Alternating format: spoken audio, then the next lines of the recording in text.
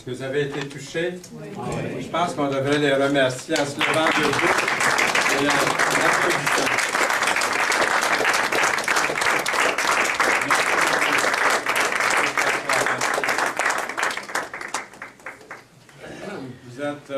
Vous vous rendez compte aussi bien que moi que Noël a une très grande signification. Depuis que nous sommes réunis ce matin, nous avons vu ça. Je vais prendre juste à peu près 5 minutes pour résumer un peu ce qu'on vient d'entendre. Dieu est venu sous forme de petit enfant pour vous pardonner. C'est la vraie signification de Noël. Je reprends les paroles de Gripsou. Il dit, Jésus-Christ avait changé ma vie. Je l'avais accepté comme mon sauveur personnel.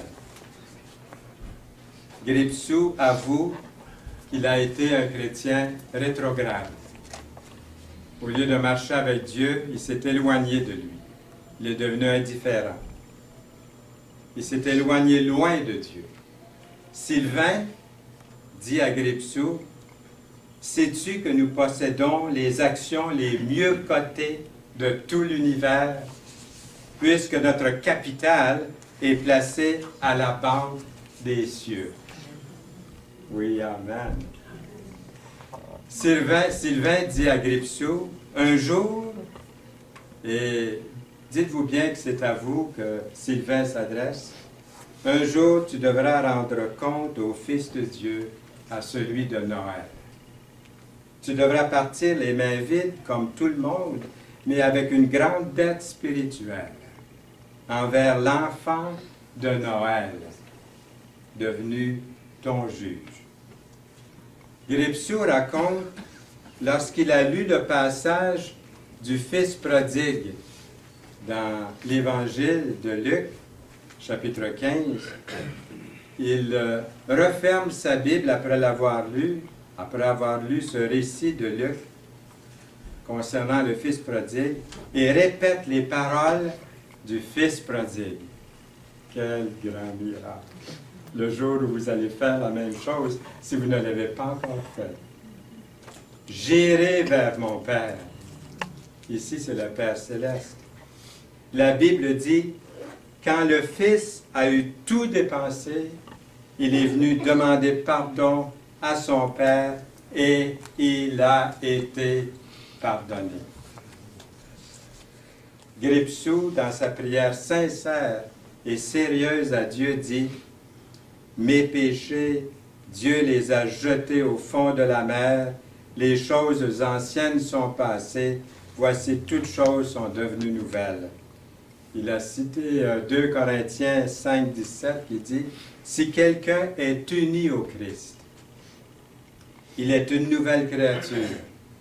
Les choses anciennes sont passées, voici toutes choses sont devenues nouvelles. » Gripsou témoigne, cette nuit-là, je suis revenu, il dit, je suis revenu à la croix du Seigneur Jésus-Christ. Le Fils de Dieu m'a montré qu'il est venu donner sa vie pour moi et que si je l'acceptais dans mon cœur, je serais sauvé de mon péché. C'est ce qu'on appelle la nouvelle naissance. Êtes-vous né de nouveau? Moi, je me souviens du jour et de l'heure, le 10 avril, un jeudi 1947 à 11 h de l'avant-midi. Et vous voyez, j'en parle 65 ans plus tard. Ça a marqué ma vie. D'autres ne se souviennent pas du jour, mais vous savez que vous avez accepté Jésus-Christ comme votre sauveur personnel. Dieu vous a fait grâce, premièrement. Deuxièmement, vous étiez un jour heureux, peut-être content, heureux, dans la joie. Les tentations de la vie vous ont éloigné de Dieu. Revenez à Dieu et pratiquez les œuvres qu'il a préparées d'avance pour vous. Dieu a un plan pour votre vie. Vous connaissez le cantique « Reviens à ton Père, enfant égaré ». C'était le numéro 77 dans les chants de victoire. Écoutez bien les paroles. « Reviens à ton Père, enfant égaré. Dis-lui ta misère. Dis-lui, j'ai péché. Toujours il pardonne à qui se repent. Pour toi, L'heure sonne. C'est toi qui l'attends. Reviens à ton Père, ses biens sont pour toi. Entends sa prière, reviens sans effroi. Sa main s'est tendue vers toi maintenant. Sa voix bien connue dit, « Viens, mon enfant. » Reviens à ton Père, et si tu péris, son eau désaltère, reviens à tout prix. Ô, crois à sa grâce, sa paix est pour toi. Chez lui, prends ta place, deviens fils du roi. Reviens à ton Père, reviens, c'est le port. Reviens et préfère la vie à la mort. Vois-tu, son cœur saigne devant ton malheur. Viens donc, qu'il t'étreigne, enfin, sur son cœur. Quelle est votre décision à vous? Voulez-vous revenir à lui? Peu importe qui vous êtes, là où vous êtes. Peut-être un chrétien qui s'est refroidi, ou quelqu'un qui n'est jamais venu encore au Seigneur. Quelle est votre décision en ce moment? Un homme entre et s'approche du ciel. Vous l'avez vu traverser la salle, et puis il est entré ici sans qu'on lui pose aucune question.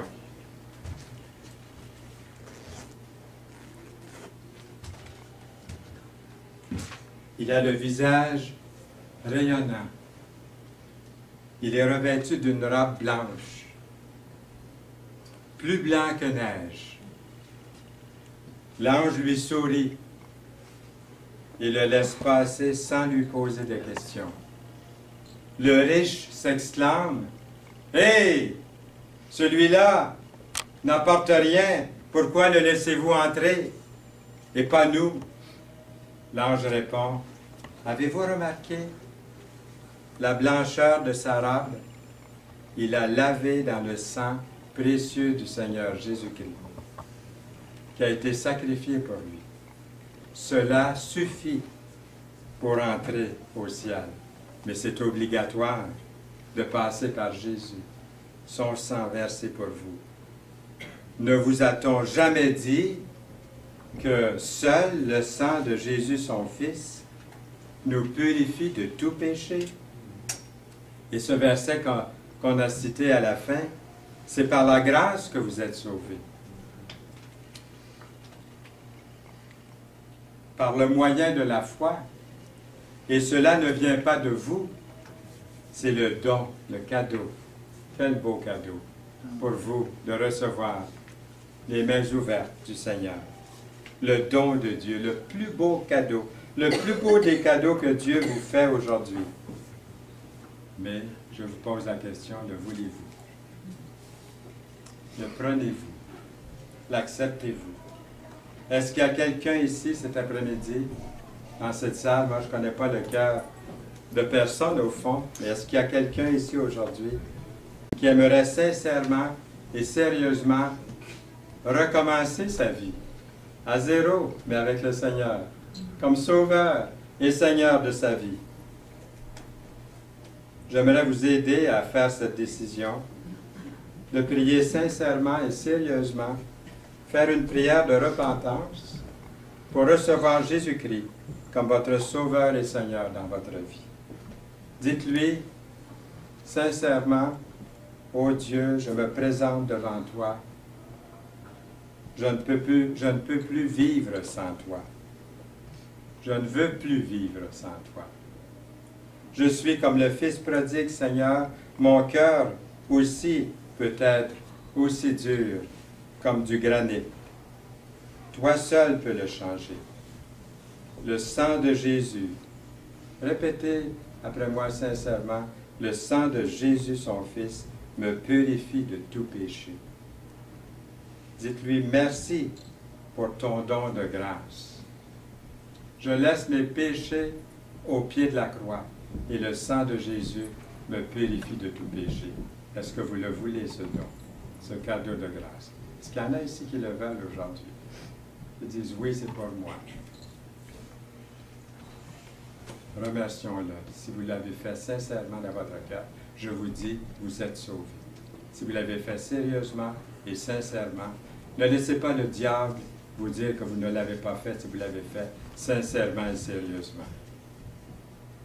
Ne laissez personne vous dire que vous êtes perdu une fois que vous l'avez reçu comme Sauveur et Seigneur. Et 65 ans plus tard, si Dieu vous accorde la vie, vous pourrez faire comme moi aujourd'hui. Jésus est mon Seigneur et mon Sauveur. Je l'ai accepté quand j'étais un enfant, à l'âge de 11 ans. Et les grands l'ont cru. Quand j'ai dit, je viens de recevoir Jésus, je viens de prier le Seigneur d'entrer dans ma vie, un grand m'a dit, tu es sauvé si tu l'as fait sincèrement. Alors, ne laissez personne vous décourager de ce côté-là. L'avez-vous fait aujourd'hui? Est-ce qu'il est votre Sauveur, votre Seigneur? Seigneur, nous voulons te remercier de répandre sur chacun de nous ici aujourd'hui. Comme nous avons vu tantôt dans cette pièce, le cœur de Dieu saigne. Dans ce cantique, nous avons vu, reviens à ton Père, ton cœur saigne devant le malheur qui nous attend si nous refusons le Fils de Dieu. Mais ce don précieux, nous voulons l'accepter et être sauvés. Merci Seigneur pour ce cadeau que tu nous fais à l'approche de Noël, alors que nous fêtons ta venue dans ce monde. Au nom précieux de Jésus-Christ. Amen et Amen. Amen.